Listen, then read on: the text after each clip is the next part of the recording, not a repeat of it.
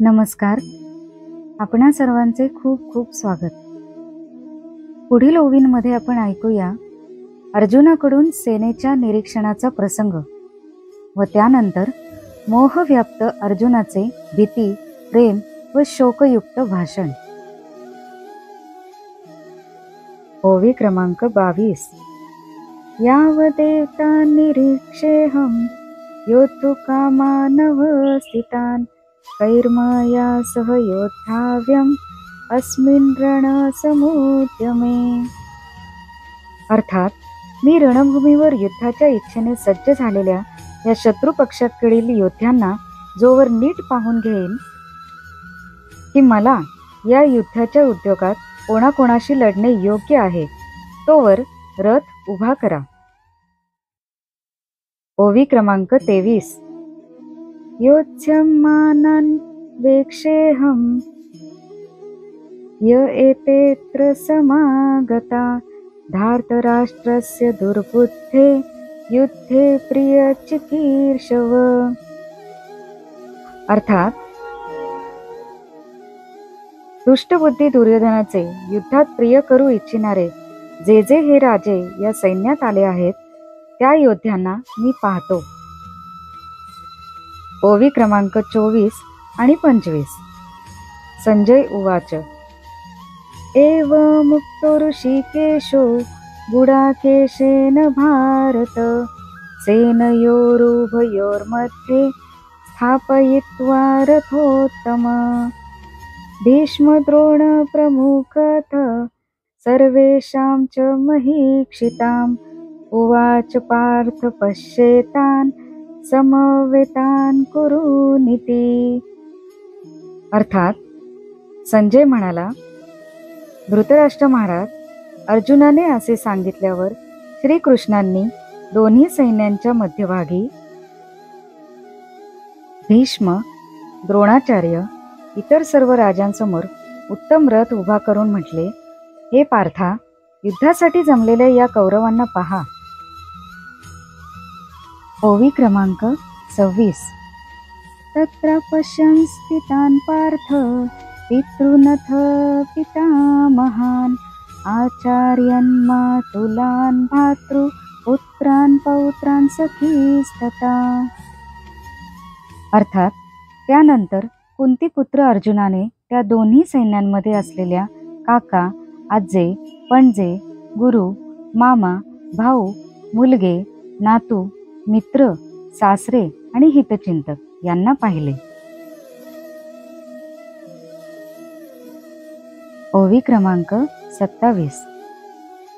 श्वशुरांसुरदशचैव सेनयोरुभयोरपि तान् समीक्षस्य कौन्तेय सर्वान् बन्धून् अवस्थितान्. ओवी क्रमांक 28.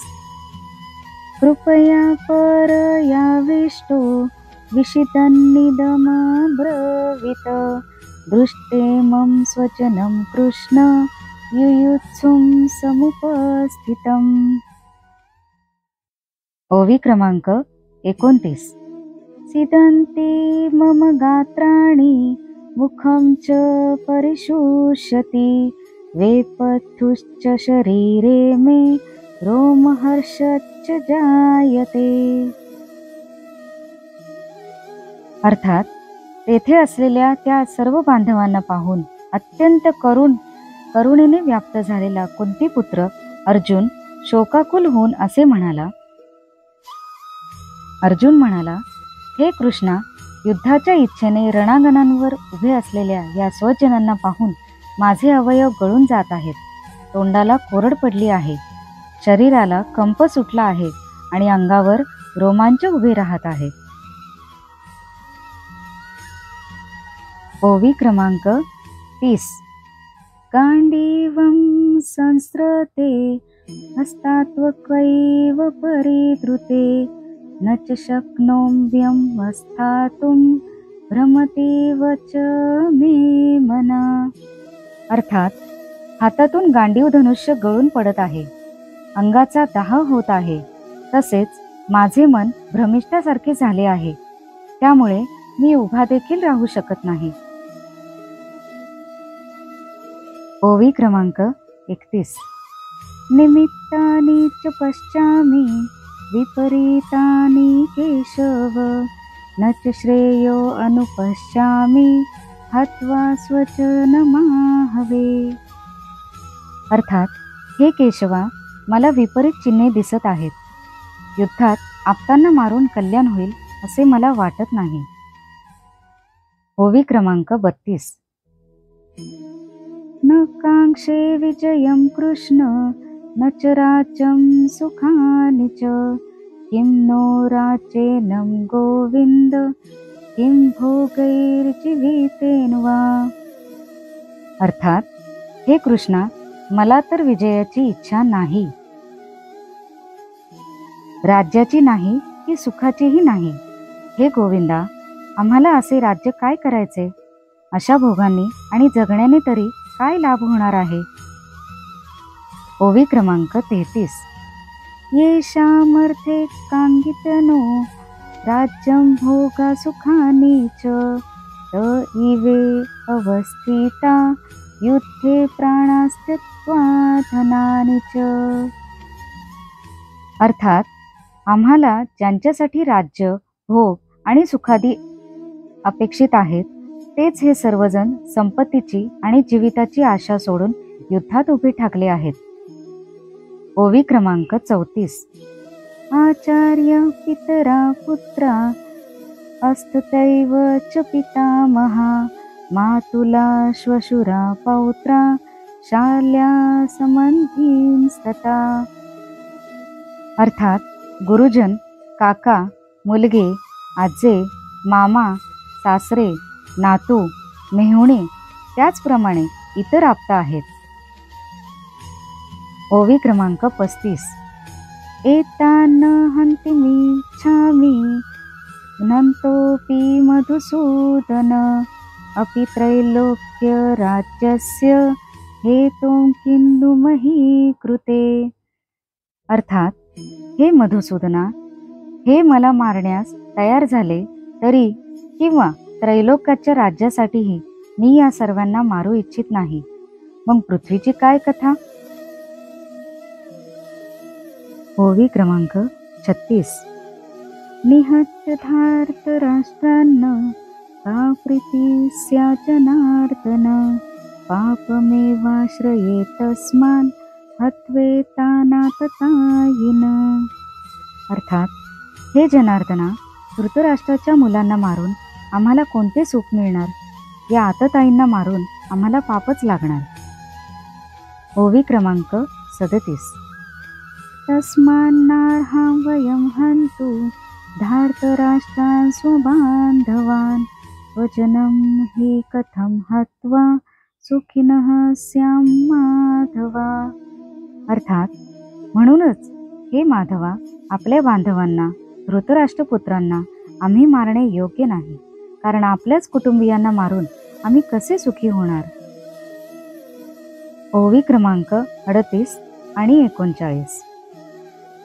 यद्यपेतेन पश्यन्ति लोभोपहत चेतसा कुलक्षय कृतं दोषं मित्रदोहे च पातकम् कथं न ज्ञेयं स्माभिः पापादस्मान्निवर्तितुं कुलक्षय कृतं दोषं प्रपश्यति जनार्दना.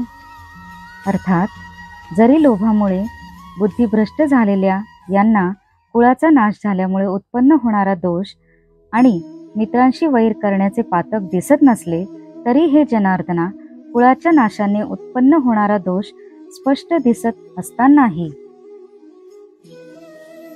आम्ही या पापापासून परावृत्त होण्याचा विचार का बरा करू नये? ओवी क्रमांक 40. कुलक्षये प्रणश्यन्ति कुलधर्मा सनातना धर्मे नष्टे कुलं कृत्सं धर्मो अभिभवत्युत. अर्थात, कुळाचा नाश झाला असता परंपरागत कुळधर्म नाहीसे होतात कुळधर्म नाहीसे झाले असता त्या कुळात मोठ्या प्रमाणात पाप फैलावते. ओवी क्रमांक 41. अधर्माभिभवात् कृष्ण प्रदुष्यन्ते कुलस्त्रिय स्त्रीषु दृष्टाशु वार्ष्णेय जायते वर्णसंकरा. अर्थात, हे कृष्णा, पाप अधिक वाढल्याने कुळातील स्त्रिया अतिशय बिघडतात आणि हे वार्ष्णेया, स्त्रिया बिघडल्या असता वर्ण व्यवस्थेचा नाश होतो. ओवी क्रमांक 42. संकरो नरकायैव कुलज्ञानां कुलस्य च पतन्ति पितरो रेषां लुप्तपिंडोदक क्रिया. अर्थात, वर्णसंकर हा कुळाचा नाश करणाऱ्यांना आणि कुळाला नरकालाच नेतो. कारण श्राद्ध, जलतर्पण इत्यादींना मुकलेले यांचे पितर अधोगतीला जातात. ओवी क्रमांक 43. दौशेरते कुलज्ञानां वर्णसंकरकारके उत्साद्यन्ते जाती धर्म कुलधर्माश्च शाश्वता. अर्थात, या वर्णसंकर करणाऱ्या दोषांमुळे परंपरागत जातीधर्म आणि कुळधर्म उद्ध्वस्त होतात. ओवी क्रमांक 44. उत्सन्न कुलधर्माणां मनुष्याणां जनार्दन नरके अनियतं वासो भवतीत्यनुशुश्रम. अर्थात, हे जनार्दना, ज्यांचे कुळधर्म नाहीसे झाले आहेत अशा माणसांना अनिश्चित काळापर्यंत नरकात पडावे लागते असे आम्ही ऐकत आलो आहोत. ओवी क्रमांक 45. अहो बत महत्पापं कर्तुं व्यवसिता व्ययं यत्रार्ज सुखलोभेन हंतुं स्वजनमुद्यता. अर्थात, अरे रे, किती खेदाची गोष्ट आहे. आम्ही बुद्धिमान असून राज्य आणि सुख यांच्या लोभाने कुटुंबियांना ठार मारायला तयार झालो. हे केवढे मोठे पाप करायला उद्युक्त झालो बरे. ओवी क्रमांक 46. यदि माम प्रतिकारं शस्त्रं शस्त्र प्राणय धार्तराष्ट्रारणे हन्यु तमेन क्षेमतरं भवे. अर्थात, जर शस्त्ररहित व प्रतिकार न करणाऱ्या मला हातात शस्त्र घेतलेल्या धृतराष्ट्रपुत्रांनी रणात ठार मारले तरी ते मला अधिक कल्याणकारक ठरेल. संजय उवाच. ओवी क्रमांक 47. एवं उक्त्वार्जुनं संख्ये रथोपस्थ उपाविशत् विसृज्य सशरं चापं शोकसंविघ्न मानसा. अर्थात, संजय म्हणाला, रणांगणावर दुःखाने उद्विग्न मन झालेला अर्जुन एवढे बोलून बाणासह धनुष्य टाकून रथाच्या मागील भागात जाऊन बसला. ओम तत्सिद्धिती. श्रीमद्भगवद्गीता सुपनिषत्सु ब्रह्मविद्यायां योगशास्त्रे श्रीकृष्णार्जुन संवादे अर्जुन विषाद योगो नाम प्रथमोऽध्यायः. हरिः ओम.